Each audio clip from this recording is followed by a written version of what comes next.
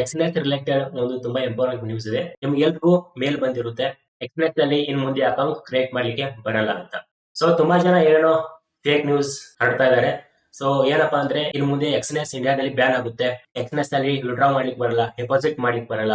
ಈ ತರ ಏನೇನೋ ತುಂಬಾ ನ್ಯೂಸ್ ಗಳು ಸ್ಪ್ರೆಡ್ ಮಾಡ್ತಾ ಇದಾರೆ. ಸೊ ಎಕ್ಸ್ನೆಸ್ ಇದೆಲ್ಲ, ಸೊ ಪ್ರಪಂಚದ ಒಂದು ನಂಬರ್ 1 ಬ್ರೋಕರ್ ಅಂತ ಹೇಳ್ಬೋದು. ಓಕೆ, ಸೊ ಅಷ್ಟೊಂದು ಈಸಿಲಿ ಅದು ಬ್ಯಾನ್ ಆಗಲ್ಲ. ಸೊ ಹಾಗಾದ್ರೆ ನ್ಯೂಸ್ ಏನ್ ಬಂದಿದೆ ಅಂದ್ರೆ ನಿನ್ನೆ ಮೇಲ್ ನೋಡ್ಬೋದು ನೀವು. Okay, you can no longer refer new clients from India, current clients are not affected ಅಂತ ಇದೆ. ಓಕೆ, ನಾನು ಎಕ್ಸ್ನೆಸ್ ನ ವೆರಿಫೈಡ್ ಪಾರ್ಟ್ನರ್ ಆಗಿರೋದ್ರಿಂದ ಸೊ ನನಗೆ ಇನ್ನು ಮುಂದೆ ಯಾರನ್ನು ಹೊಸ ಕ್ಲೈಂಟ್ಸ್ ನ ನನ್ನ ಒಂದು ಲಿಂಕ್ ಇಂದ ಎಕ್ಸ್ನೆಸ್ ಅಕೌಂಟ್ ಕ್ರಿಯೇಟ್ ಮಾಡ್ಲಿಕ್ಕೆ ಬರಲ್ಲ ಅಂತ ಹೇಳ್ತಾ ಇದೆ. ಸೊ ಯಾವಾಗಿನಿಂದ? ಜುಲೈ 11ರಿಂದ.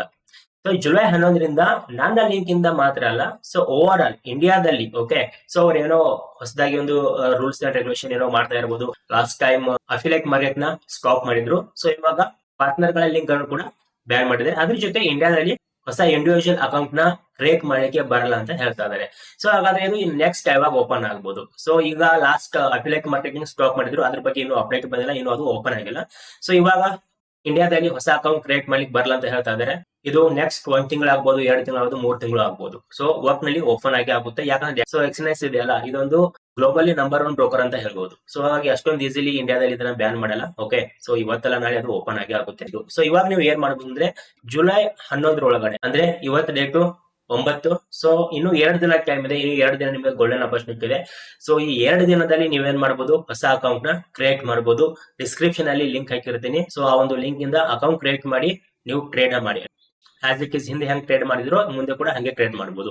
ಸೊ ಜುಲೈ 11 ನಂತರ ಮಾತ್ರ ಯಾರಿಗೂ ಎಕ್ಸ್ನೆಸ್ ಅಲ್ಲಿ ಅಕೌಂಟ್ ಕ್ರಿಯೇಟ್ ಮಾಡ್ಲಿಕ್ಕೆ ಬರಲ್ಲ. ಸೊ ನೀವು ನನ್ನ ಲಿಂಕ್ ಇಂದ ಕ್ರಿಯೇಟ್ ಮಾಡಿದ್ರೆ ಸೊ ಏನೇ ಎಕ್ಸ್ನೆಸ್ ಅಲ್ಲಿ ಡಿಪಾಸಿಟ್ ಇಂದ ಆಗಿರ್ಬೋದು, ವಿಡ್ರಾವಲ್ ಆಗಿರ್ಬೋದು, ಏನೇ ಪ್ರಾಬ್ಲಮ್ ಅಂದ್ರೂ ಆ ಒಂದು ಪ್ರಾಬ್ಲಮ್ ನ ನಾನು ಸಾಲ್ವ್ ಮಾಡಿ ನಿಮ್ಗೆ ಕೊಡ್ತೀನಿ.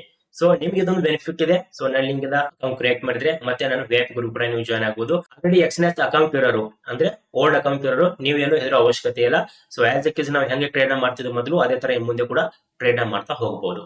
ಸೊ ಇಷ್ಟೇ ಇದೆ. ಸೊ ಬೇರೆಯವ್ರ ಮಾತಾಡಕ್ಕೆ ಎಕ್ಸ್ನೆಸ್ ಬ್ಯಾನ್ ಆಗ್ತದೆ, ಎಕ್ಸ್ನೆಸ್ ಅಲ್ಲಿ ಇಂಡಿಯಾದಲ್ಲಿ ಟ್ರೇಡ್ ಮಾಡಿದ್ರೆ ಇಲ್ಲಿಗಲ್ ಇದೆ ಅಂತ ಇದನ್ನೆಲ್ಲ ಮರ್ತು ಬಿಡಿ. ಓಕೆ, ಸೊ ಆರಾಮಾಗಿ ಎಕ್ಸ್ನೆಸ್ ಅಲ್ಲಿ ಟ್ರೇಡ್ ಮಾಡಿ, ಯಾವುದೇ ಪ್ರಾಬ್ಲಮ್ ಇಲ್ಲ. ಸೊ ಹೋಪ್ ನಿಮ್ಗೆ ಕ್ಲಿಯರ್ ಆಗಿದೆ ಅಂತ ಅನ್ಕೊಳ್ತೀನಿ. ಸೊ ಏನೇ ಡೌಟ್ ಇದ್ರು ಕಾಮೆಂಟ್ ಮಾಡಿ, ಅಂದ್ರೆ ಡೈರೆಕ್ಟ್ ನಂಗೆ ಕಾಲ್ ಮೆಸೇಜ್ ಮಾಡಿ. Thank you.